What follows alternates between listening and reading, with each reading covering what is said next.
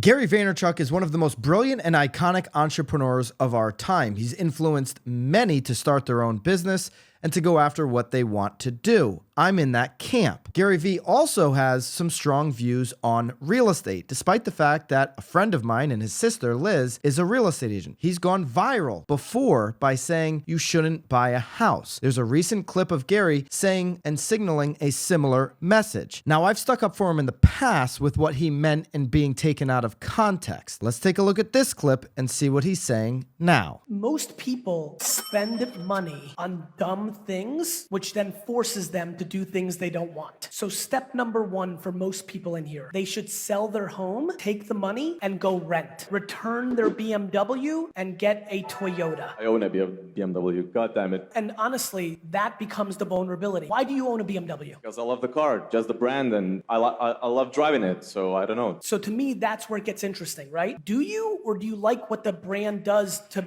make you look to other people? I don't know. I'm not assuming. I know, I don't you have know. a point. You have a point. I know I have a point. I don't know you, but I know in the macro that 98% of people that buy a Mercedes or BMW likes what it makes other people think of them, not that they like it. And that $487 a month versus what they really need, which is $100 a month, is why they have a job they hate, because they're paying for a life that means nothing. The amount of people in here that have a job they hate and they buy things they don't care about to impress people they don't give a fuck about scares the shit out of me. Okay, so when Gary went viral the first time for saying don't buy a house, real estate agents and believers in the value of real estate really beat him up for that. But I believe he was taken out of context then, and the context here is just as important. There's really two camps. Now, I wrote this down because I want to make sure that I get it right. What he said was most people in here should sell their house. He's not talking about most people on the internet. He's not talking about most people on Instagram. He's sitting on a stage telling most people here in this room should go and sell their house. So I'm going to assume, without knowing, but I'm going to assume here that he's talking to a room of entrepreneurs, maybe of startup CEOs. If that's the case, his advice hits really solidly. If you're talking about a startup, I've done this. I've taken this advice even being in the business of real estate. When I started my team in 2017, I needed the money to build it up the right way. So I not only sold my house, but I also carved out a lot in the backyard and sold that off. I was able to do that with the zoning restrictions. So I was able to get two deals and take that money, take that cash, that equity, and put it into the business. I did go and rent from a developer. I was lucky enough to have a new development project that I rented a space from for the next year, 15 months before I was able to buy again. I had to build up the business, and cash, as Gary Vee says, is oxygen when you're building a business. So let's just assume that that's who he's talking to, that audience, startup CEOs. They've got to get right now in 2023, in a world of very little financing, very little capital going into these companies, they've got to get everything out of every dollar that they have. So it's important to use that cash and have the flexibility if you need to do business travel and those things. Now let's take the other side. If he's talking to people in general, and this is where Gary, I think, has been beat up a little bit and been taken out of context. If he's talking to just the masses, then that would be terrible advice to sell your house and take the cash. Cash is worthless right now. A real estate asset, like a single family home, it's gone up every decade the last 4 decades in a row. It's gone up in the 90s, the 2000s, the 2010s, and even up over 40% this decade. The typical homeowner is 44 times more wealthy than the renter. Being a renter of decades going forward as just a normal working American is a really bad formula. It's a formula for lack of retirement. It's a formula for, lack of generational wealth and all of those things. We know this to be true, and I believe Gary does as well. So those are the two camps. Gary's talking to entrepreneurs, I believe, and I believe he's right. If you're in startup mode, you've got to go sell that house. Now, the BMW example. This is a contagion across really all sales industries.